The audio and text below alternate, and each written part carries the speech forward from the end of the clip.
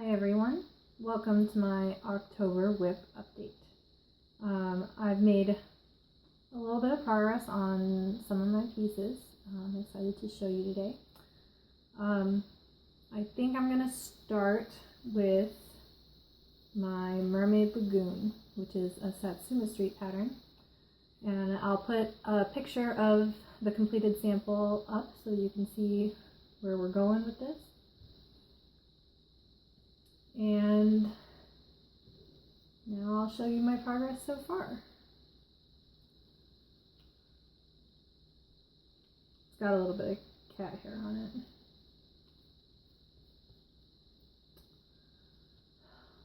So there you go.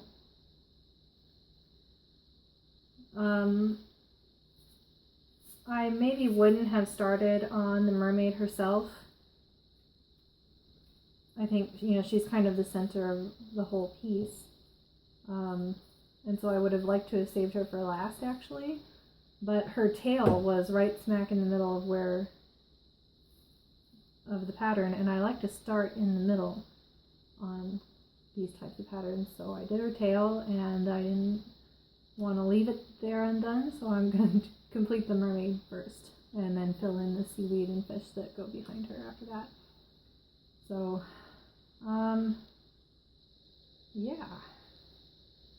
I don't know if I really have very much more to say about this. It's been really fun so far, and it's gone pretty quick. I want to say that this represents maybe, 6 hours of stitching. I don't know what's normal for other people, but it feels like it's gone quick to me. So, and I love the colors. They're similar to the Voyage palette.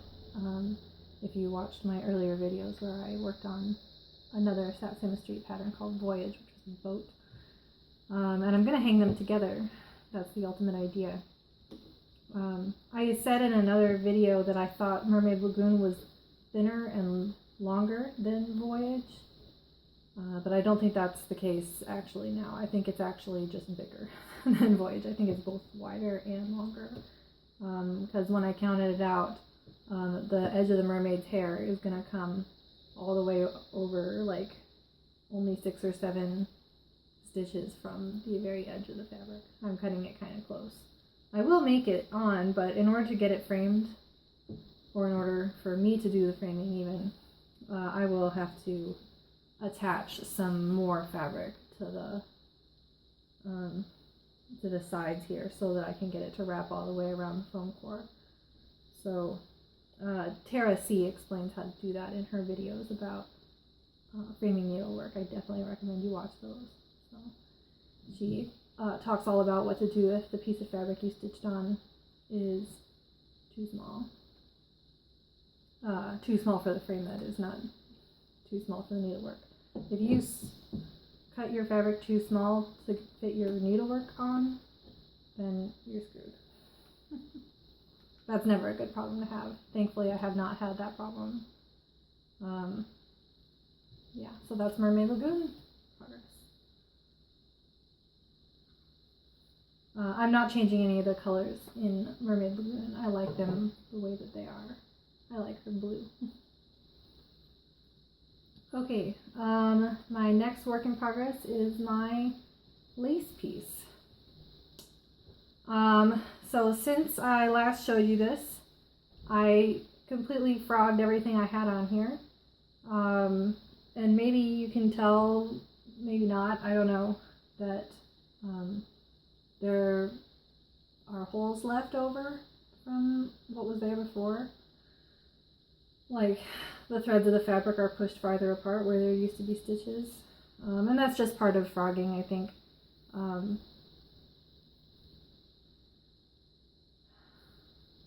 Yeah. So I'm hoping that as I go back and stitch over this with my new thread, that it will kind of shift back into place. Or at least when I wash it at the end, it will shift back into place.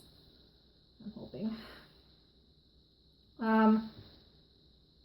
If you are eagle-eyed or have a really sharp memory, you might realize that this band that I've made a very meager start on is not actually the same as the band that was here before. And that is because I am changing the design a little bit. The concept is the same. It's going to be as many bands of different types of embroidered lace going across this thing as I can fit on here. But I am restricting myself now to lace designs that can be found in a particular book by Anne Van Dam, which I've actually gone out and purchased, because now I won't have the moral dilemma of, is it okay to stitch this free pattern I found online or not, because I don't know if the designer meant for it to be free. So now I've actually bought the patterns and I have them legitimately, so I'm going to only stitch Anne Van Dam lace on this. I will do a review of that book in a future video if you're interested to see what all is in there. And yeah, that'll come out in the next month or two. I don't know. Yeah, but I'll insert a picture of what the pattern of this is supposed to look like. You can see that it has some back stitching going in among the cross stitches to give it kind of a chain link effect back there. I don't know what else to call it. Lace, I guess.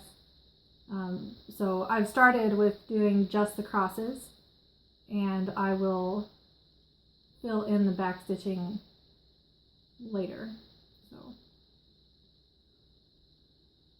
I would have liked to have gotten some of the back stitching done so you guys could at least see what the band is supposed to look like before I get all the way over here.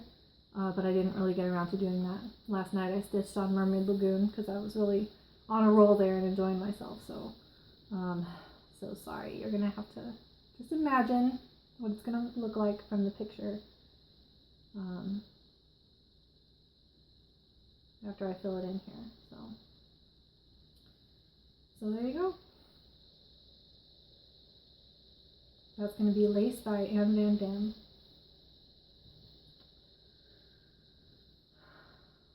So that is my lace. This is going to be a pillowcase. Oh, I didn't mention, but I mentioned in a previous video, but in case you didn't watch that, what had happened here was I had stitched a lace band, 2 lace bands actually, using number 5 pearl cotton in B5200, and I decided that it was too bulky. I didn't like the look of the pearl cotton. I wanted it to kind of lay flatter against the linen and give it better coverage. So I switched to doing the regular 6-strand DMC in 3865, and I'm stitching it 2 over 2. And this linen is like, I don't know, between 28 and 32 count. It might be 32 count.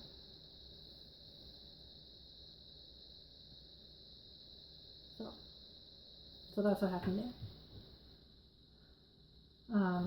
And you can see the creases here. I am actually using a hoop for this one, which I don't like, but I only have the one scroll frame, and it's a crappy scroll frame at that, so maybe I'll develop a collection of scroll frames so I can keep multiple works going at once and use the tools I like. That would be nice. But until then, I'll use the hoop that I can tolerate. Alright, next thing I have to show you is a mini haul. And there's a story with this one. So this is from Country Cottage Needleworks. It's called Santa's House. I hope that's focusing properly. If not, I'll put in a picture, a digital picture of what this looks like. That's the chart, sorry. Put that aside. And it comes with, well, I also bought a button from Just Another Button Company that goes on top of the tree in the picture. And it also calls for some hand-dyed floss. So I bought that too. Didn't come with it, but I bought it separately. This is Classic Colorworks in hazelnut. And it's my very, very first hand-dyed floss. I've never used anything besides your standard DMC. So even though this is kind of a blah brown, I'm pretty excited to try it for the first time. I feel like my works get grimy after months and months of stitching on them though, and so I usually wash them, which has not been a problem with DMC because it's color fast. But this tells you right on the tag that it is not actually color fast. So I am not sure what I'm going to do with this. I might soak it first. I don't know if that's okay, but like to get the extra dye out. I don't know if that would harm the vibrancy of the color at all. But if I did that and, you know, basically blotted it until it wasn't bleeding anymore, then maybe I could wash the work at the end when I'm done and not have it be grimy. Let me know if you have opinions about how best to work with floss that's not color fast. Because it's going to be my first time, so I'll have to figure something out. But anyway, yes, this is actually one, if you don't know, this is one image in a series of 12. And the series is called Santa's Village. And I will put up a picture here of the whole village stitched together on the same piece of fabric. This is what I ultimately want to do. So I just got the first piece. I'm going to get it gradually, I think, because each of these charts is $6. And so 12 of them is $72, and that gives me just a little bit of sticker shock because I'm not used to spending very much money on this hobby. So I think I'll just get them as I go, and I won't worry so much about $6 this month, $6 next month, you know. Anyway, I'm going to be doing these as part of a stitch along. On the Stitch Mania Facebook group, someone mentioned that they were going to do Santa's Village. And I jumped on that because I had actually seen it stitched up, the whole piece, at my local needlework shop, or LNS, which is called Stitches from the Heart in Northwest San Antonio. And I just fell in love with it when I saw it on the wall in my LNS. And so when someone on Stitch Mania said that she was going to stitch the whole thing, I said, oh my goodness, I want to do that too. And a bunch of other people jumped on that bandwagon, so we created a group. Well, I didn't have anything to do with it, but I joined the group that was created called Santa's Village Sal on Facebook. Sal is short for Stitch Along if you're new to FlossTube. And so starting January 1st, a bunch of us are going to do one of these houses every month for the year 2016. And then by Christmas 2016, we'll have the whole piece done. So I'm really excited about that. It's going to be my very first stitch along also. So that's a couple of firsts. First stitch along, first hand-dyed floss. Yeah. So I'm very excited about this. I'm starting to get in a holiday mood with Halloween coming up. We're coming into that season. The stores like Lowe's and Hobby Lobby are putting out their Christmas things, and so I'm getting excited for it. So actually, when I first saw this pattern at my LNS, I looked it up online, and I found the website for Country Cottage Needleworks, which is who did this design. And I saw that the designer is releasing another village, a similar village to this, called Gingerbread Village, starting this month. So she'll be releasing one design every month for the next year or so. And it's very similar to this. So I'll actually put a picture up of the first design, and I'll link you to her website down below. so that you can go and see that as well. But this one's Gingerbread Village, and it's got this train in the middle, so that's actually like double the size of one of the houses from Santa's Village. So this one actually only has 11 installments. So I went into my local needlework shop because the Country Cottage Needleworks website said that she was going to start releasing these in October, and it's definitely October, so I went to see if they have it yet, and they don't, but they said they're getting it, and they asked me if I want to be on a list of people to get one, like automatically every month. And I said absolutely yes. So starting this month, I'm going to do Gingerbread Village as well, kind of in tandem with Santa's Village. And so at the end of the year, next year, I should have both pieces that I'll be able to frame and decorate my house with at Christmas time. The people in the Santa's Village Stitch Along are not necessarily doing Gingerbread Village as well, but I wanted to be part of stitching that as it releases. So that's also a first for me. I've never done a mystery sale or a sale of any kind. So